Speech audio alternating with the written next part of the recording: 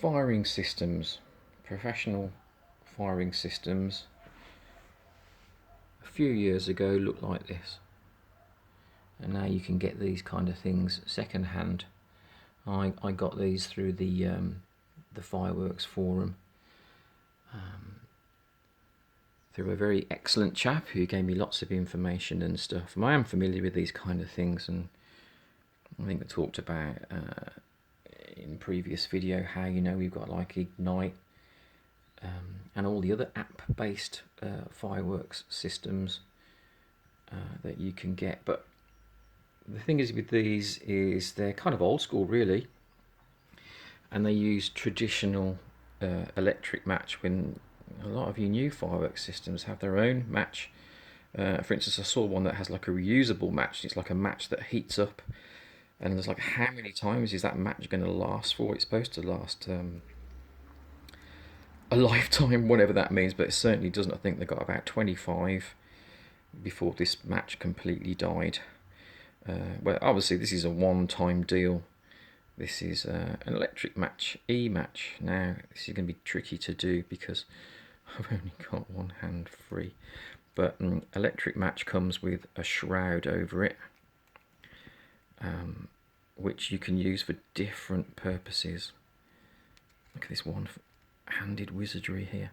But there's the ignitable composition that you could even fire with a 9-volt battery if you wanted.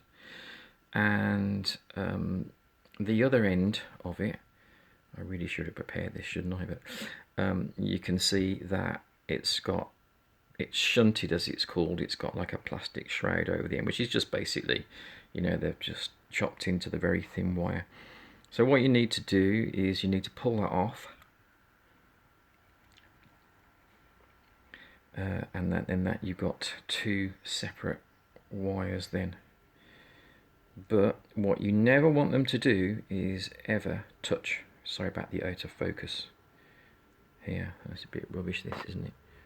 You never want them to touch. Okay, so if you look at how I've wired up this one, you can see they're not touching like this. Okay. So yeah, kind of pull them apart, and the next thing you want to do is to fold them in half.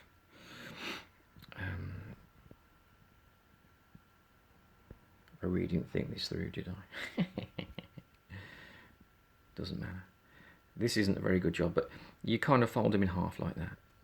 And then what I would do is I'd then, oh dear, no focus, terrible. But I'd kind of twist it. Sorry about this, guys.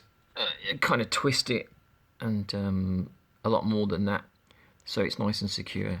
But you see, you've got them separated now, and then you would put them into the terminals. It doesn't matter which one goes in. There's no positive and negative involved in this. Even though these are red and black, it's just for a differentiation of the two when you put them into the unit. So what I've done is I've done a little test here to show you how these work. I've got one field module. This is my module 1, which I'm going to use with the remote control. And I've got another field mod, which I've called creatively module 2. And this one I'm going to fire with this remote transmitter. Now these receivers can be programmed in a sequence, so you can have a certain gap of time. Press a button and they'll just all go one after another according to the time you program.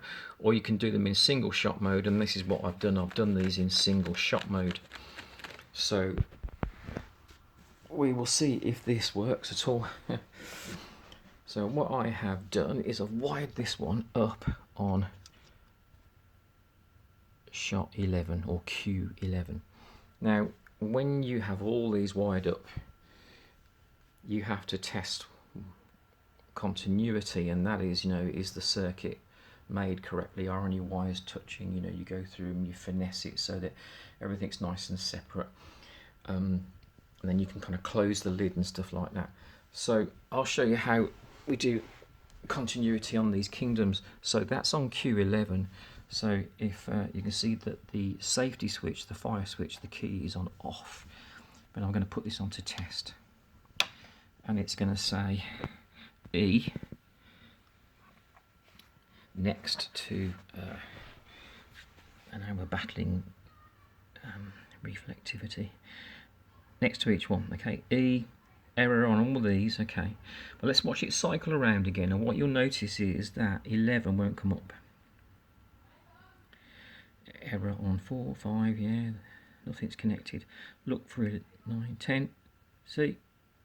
There you go, straight from 10 to 12, no 11, which means that 11 is functioning correctly. You imagine that all these were full and working, you would have no errors and no numbers coming up, okay? So that's how you check continuity on these units. And then, so switch it off. So imagine we've got our fireworks show, all the safety thought about, everything set up and working correctly. We've got, you know, imagine this is going into a shot tube or lighting a rocket or something. There is a way that you can set off a rocket with one of these, but there's a few safety things that you have to take into consideration. So what we would do, it's dark, it's almost show time, you come along with your key, you switch your module on into the fire position. Okay, single, SIN stands for single. One button press on the remote will be 1Q on here. So if I've got this right, we're going to switch on our remote. There is a, on these ones you have to have this switch in a certain position. And okay, so like if I was to press say 1 on here, there it goes, okay. But there's nothing in there, 2, 3. So if we go, right, okay, our shot tube's on Q11, let's see what happens. I wonder if it's going to work. And there we go. So that's it. And the distance on these is really, really good. Now this particular unit here is a bit different. What we can do, we can actually set it so we can fire specific cues from this. So again, and by the way, at the end of your show, what you would do, you'd make sure there was no fires or whatever, and then you'd switch off your unit. Okay. So with this particular one, I've put something in Q1 and Q16. So here's the transmitter.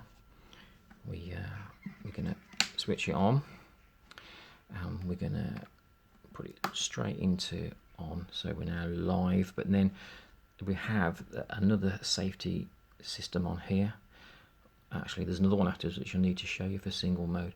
So now we can enable the firing signal.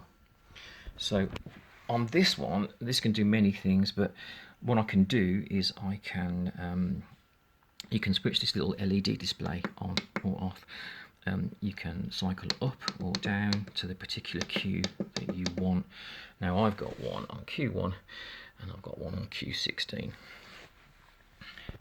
Now the other safety feature on this one is really good, is that you have to, for single mode, you've got to press the red fire button and then have another hand on the yellow button. So in order to fire something, I've got to have a thumb on here and another hand on here. So this is going to be interesting, isn't it?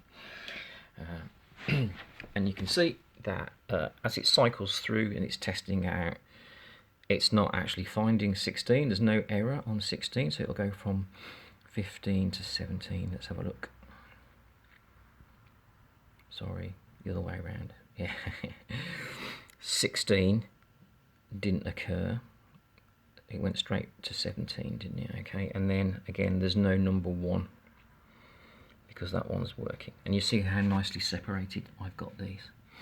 I'm sure there's some other pro guys out there that are going, you're getting it all wrong. But anyway, this is just a general idea. You've got to think safety when you're doing these things all the time. Now this room's nice and empty. It's safe in here. Yeah, I know I lit an E-match by fireworks, but come on, you can see that things are okay here. So what I'm going to do, let's go up to what do you want? You want Q16, so we'll go up to Q16. You're probably just going to hear the crack this time because obviously I can't really do all this at the same time. Didn't think this through. Anyway, that's 16. So you want to fire Q16. Okay. We're going to put this into fire. We're going to turn the safety off so it's now ready to fire. So as soon as I compress these two, because obviously you cannot actually physically get your hand across. So let's just do this anyway. Let's have a go. I'm going to press the button with one finger, click, and then somewhere over here, another finger, and you heard the match light. So, no brainer really. What we're going to do now, isn't it? We're just going to go down to number 1, do the same thing. I don't think I can do this like this. This is a bit of a first for wobble vision.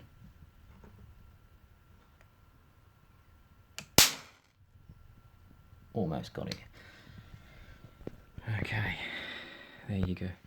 So we can select a particular cue and fire it. And why would we want to do that? Well, you know, you get creative with your fire it displays and do all sorts of things. Now for the children's display, I'm going to give the remote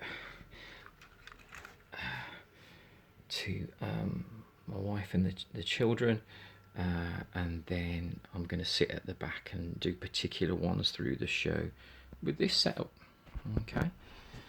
So all of our cues are fired successfully. We can put this into neutral now kind of thing, and we can switch it off. Imagine you'd done a big show and this was kind of in the center, and with really big cakes they can burn and things, especially if it's a bit of a windy night and things. So you make sure those fires are out, and then you switch off your when it's safe to get inside the ring, if you know what I mean. Switch off your units, your field modules, and transmitters, whatever you have. Okay, I'll switch off my remote control. There isn't too many detailed videos online of exactly how to program these and stuff, but they are really good. And as you've seen, it worked very well. Okay, there's 0 distance, but the range is really good. We'll show you a video of that and test that later on. So I wanted to, as I said, do a little demo of each of these things. Basically, the set off one of everything I have more than 3 of, and so yeah, that'll be the next video, I guess. Alright, well, thanks for watching. I hope you found that interesting. Yeah, I can't wait to start working again and actually get out and start using these things. I was basically going to be training to get my license so I can fire shows, rather than just being a pair of hands at a show, which is really great because you set up all the different types of fireworks and you learn so much about fusing and techniques and taping and all sorts of things and hand firing, etc. But then you sit back and somebody else fires the show and you can just relax and enjoy, unless of course you're running around hand firing things. There's no sort of American ATF license system in this country. The only way you can get a license to fire professional shows is to work with the company and get trained by them. Yeah, there's the BPA, and you can then do what you want really, but you don't want to mess around because they can take your license off you, so they kind of do checks and stuff. Way beyond the scope of a back garden fireworks video, this, I know. But so anyway, this is your local pyro. A big shout out to all the amazing pyros that do incredible videos. You guys know who you are. It's nice to see Lee Pyro putting stuff up again. Jimmy Wiz, excellent content. Decozy or Decozy, please, I apologise if I've gotten your name wrong. And many others. Rocket Sculler. sorry, I should write down a list really and just give you all a shout out. I don't want anything for it. I just think you guys are great, and yeah, we love fireworks, don't we? It's a shame that other people don't, but at the same time, we need to consider them and their pets. Isn't that right? Yeah, it is. I think he's molting a bit. Alright, and so maybe the next video we'll just handlight the novelties and kind of see what we get.